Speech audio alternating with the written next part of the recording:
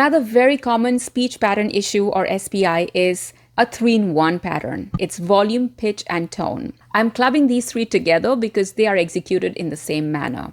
People either use only their mouth or throat or chest when they talk, and that makes all the difference. Now, when you speak very softly and only with your mouth part, and in fact including your nose, you tend to get nasal and you tend to almost whisper and people can barely hear you. It gets worse if you have a chronic condition in your nose or a bronchial condition, or if you have a New York accent. Remember Janice from Friends?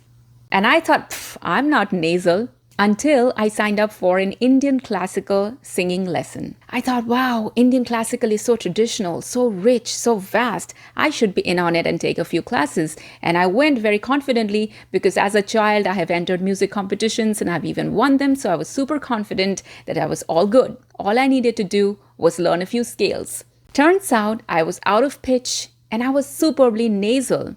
My Guruji spent an entire month just fixing my nasal tone. Now, nasal tone is not bad. It gives you a sound of your own. But if you're in a meeting and you're sounding all like this, it is not the most impactful CEO-like way to talk. My Guruji spent an entire month just fixing my nasal tone. Now, nasal tone is not bad. It gives you a sound of your own. But if you're in a meeting and you're sounding all like this, it is not the most impactful CEO-like way to talk. Now, if you want to be more mindful of this, you can practice this at home by either putting your hand on your throat and speaking like this and making sure your throat really vibrates when you talk. And the second way is to monitor your meetings or wherever you're talking using an online audio level monitor. It is basically an equalizer that goes up and down and shows if you're being too soft or you're being too loud.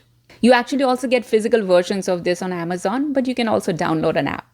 Now, if you want any links to any audio level meters, you let me know in the comments and I will hook you right up.